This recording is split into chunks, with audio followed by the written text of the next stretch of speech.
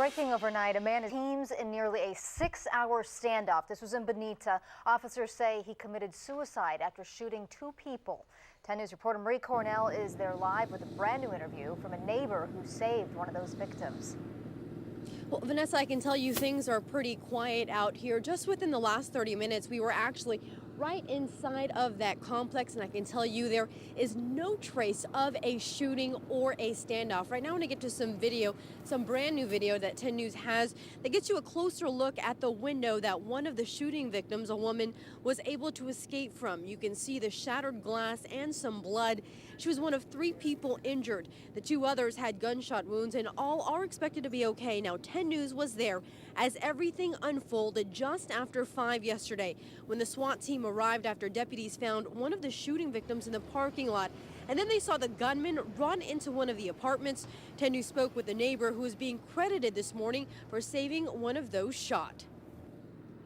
I saw a woman come just to the left between the 2 buildings here, and she had been shot in her right arm. I grabbed her, I pulled her into my condo, unlocked the door, and talked to 911. Now, coming up in 30 minutes, you'll hear from a witness who describes the horrifying moments after he heard the shots. We're live from Bonita this morning. Marie Cornell, 10 News. Breaking overnight, a man is dead in a nearly 6-hour standoff in Bonita. Officers say he committed suicide after shooting 2 people. 10 News reporter Marie Cornell is live near Briarwood Road in the 54 with a new interview from a neighbor who saved one of those victims. Well, Vanessa, things are pretty quiet out here. Just about an hour ago, we were actually inside of that complex, and I can tell you I did not see any signs of this shooting or this standoff. Right now, I want to get to some brand new video that 10 News has showing you a closer look at the window that one of those shot, a woman, was able to escape from. You can see the shattered glass and some blood. She was one of 3 people injured. The 2 others had gunshot wounds, but all are expected to be okay. 10 News was there as everything unfolded just after 5 yesterday when the SWAT team arrived after deputies found one of those shot in the parking lot. And then they saw the gunman run into one of the apartments. A neighbor who saved one of those shot tells 10 News why it took a while to get her help. The cops couldn't figure out how to get her out because the street had already been blocked. So I was just holding the tourniquet on her, just waiting for them to decide what they're going to do.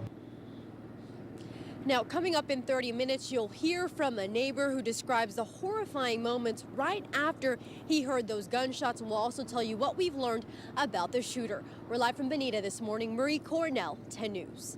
The family of a multi-victim shooting and SWAT standoff speak to NBC7. The son says he is thankful his mother is alive. Same with his uncle and grandmother who were also shot yesterday in Bonita. Luckily, as NBC7's Brandy Powell reports, a hero stepped in. Cleaning a hero's condo.